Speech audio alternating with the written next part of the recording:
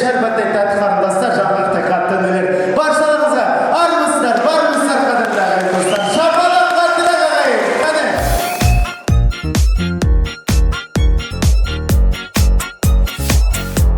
Следующий праздник у них будет. Ой, хотелось бы надеяться, что это вот қалжа. Қалжа, Шербехана, жақсы. Қалжаның себебі бала, если первый внук родится. Мне, казахстан салт-дәстүріне сәйкес, по казахской традиции, дети сами не называют своих детей. Сонымен, мне, кто назовет первого? Он для вас внук будет, или вы, соответственно, на правах старшей сестры, сіз или сіз? Кім ат қояды? Кто назовет? Сіз ба, сіз ба? Қалай договоримся? Жоқ, сразу айту керек. А то сосын ұрысасыздар. Давайте тогда проверим.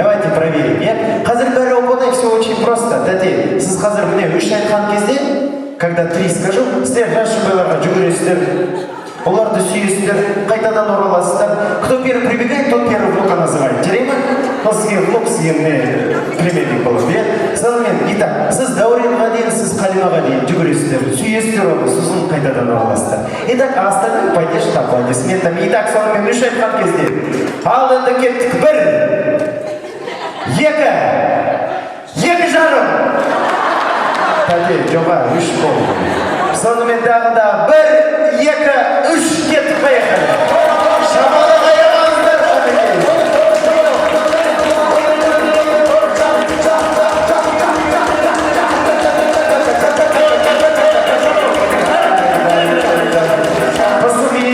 Шабала проекта,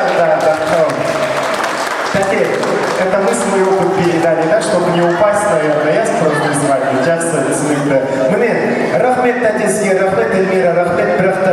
Ну, өздеріңіз білесіздер ғой, сами же знаете, могли бы не спешить, потому что все равно либо ағамыз, либо үлкен кісілеріміз назовут мұға. Солай ғой, жақсы. Сонымен міне, қадірлі ағайын, ата-аналарына міне, братишкам, сестренкам, братьям, сестрам, аплодисмент, дорогие друзья.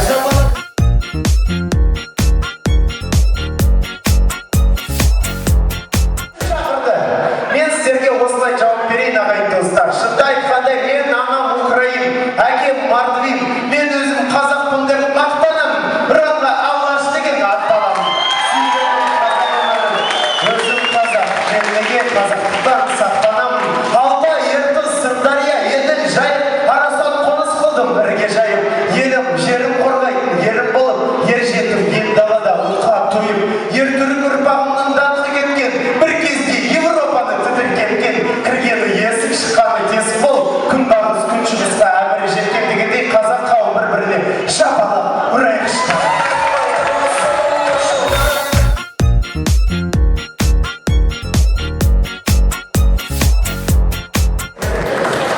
Да, следующий. Сонымен міне келесі біреу. Рахмет. Шапалақ ұрайық шыққан. Жақсы. Енді міне келесі 1. 2. 3. 4. 3. 5. Үшеуден соң 5 болады. Жақсы, тәте өзге де шапалақ ардақтау. Рахмет. Енді міне келесі тәте 1. 2. 3. Рахмет. Жақсы. Енді міне тәте келесі 1. 2. Рахмет. Шапалақ ұрайық тәтемізге. Жақсы. Енді келесі міне 2. 3. Рахмет. Қазақша сөйлемейсіздер ма? Жақсы, енді келесі міне ағай, онда міне 1. 2. 2. 4. Рахмет.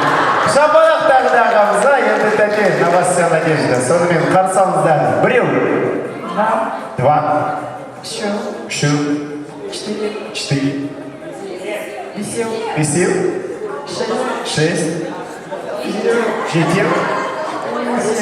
8. Жарайды, 8 болса 7-ден соң. Шапалақ ұрайықшы. Бірақ та сізге тағы бір сыйлығым бар деп қадағалаймын.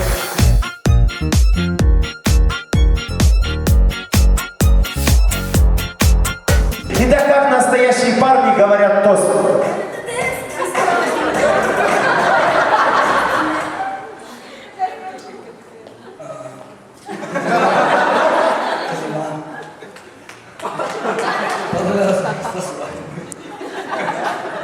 Желаю всего самого хорошего. Детишек побольше. Счастья. Да.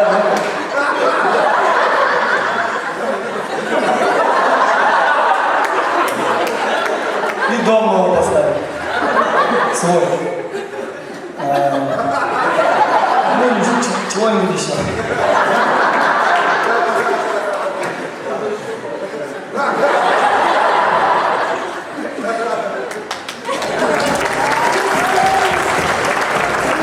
Да, и теперь как настоящие девушки говорят тост. Поехали. Камила и Дorian, поздравляю вас сегодня с этим прекрасным днем. Желаю вам совместной жизни, очень долгой. Много детей нарожать, понимание в семье, благополучие, чтобы гармония всегда в семье была. Ну, что еще вам сказать? Любви, еще раз любви.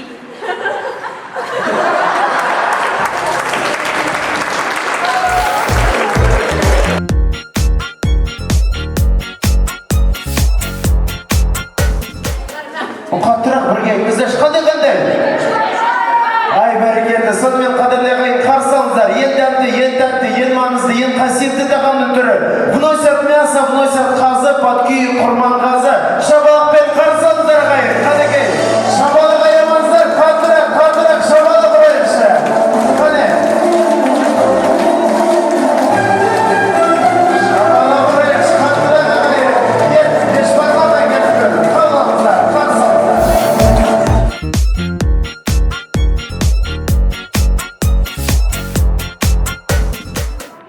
А их как встретишь? Ну, шампанское смотри, это все так будут встречать. Сен өзің сам как отдельно. Гүлдер өзің үшін сатып алдың ба? Десе бүгін сені. Жоқ, Аинаға. Я қалай сыйлайсың оған? Как будешь дарить? Жүгіріп барады. Бұлай ма? Мынаны саған. Жоқ, қалай? Көрсетші вашыңызға, покажи сен, давай. Жоқ, маған керек жоқ, Жақсы. Давай, не, на маме попробуем. На колено трясу. Ай, бәрекелді, шабалақ.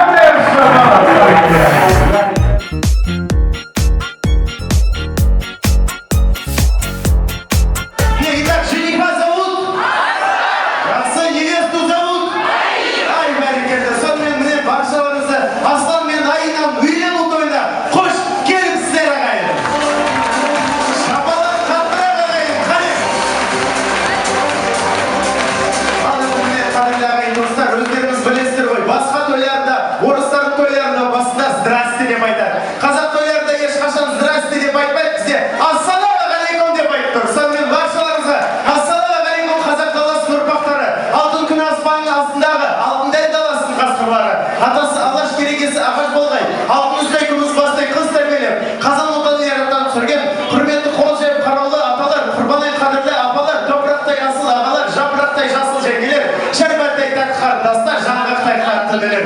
Баршаларыңызға барыңыздар қадірлі ағайын достар, бір-біріне тағы бір шабалақ ұрайықшы қадірлі.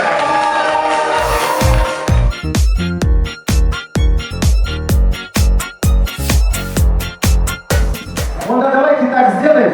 Я называю имя, а вы фамилию. Жарина, мысал, Қайрат айтсаңыз, Нұртас деп айтыңызшы. Сонымен міне, российская звезда, все вместе громко. Алла Пугачева, дұрыс шапалақ. Қанекей ағайын, міне шіркін, рахмет. Жақсы, вам точно такой же вопрос. Я называю имя, вы фамилию. Народная артистка Казахстана Роза Бакланова. Потому что Роза Рымбаева народная артистка казахской сцены, к сожалению. 3-0, жігіттердің құрметіне ағайын. Давайте так сделаем, режиссер просто из зала у кого-нибудь спросит, жарайма ағаларда. Просто может здесь самые умные вышли, конечно, не справедливы. Не, алматыдан келген адам. Тұрмыш кішкене. Қазақша сөйлейсіз ғой, иә? Сонымен қазір мен сізге кезек-кезекпен 3 сұрақ қоямын. По очереди 3 подряд вопроса задам. Если на 3 подряд ответите, им 1 балл. Если нет, то все, они проиграли. Жарайма? Жақсы, сонымен ағайын кеттік. Қазақстан Республикасының президенті кім? Бәрекелді. Келесі сұрақ, Қазақстан Республикасының бірінші президенті кім? Бәрекелді. Үшінші сұрақ, Қазақстан Республикасының қазіргі президенті кім? Ай, бәрекелді, шабалаңыздар. Бұны ағайсызге кішкентай сыйлық. Рахмет, шабалаңыздар. Видите, оказывается, все такие умные, да? Не то, что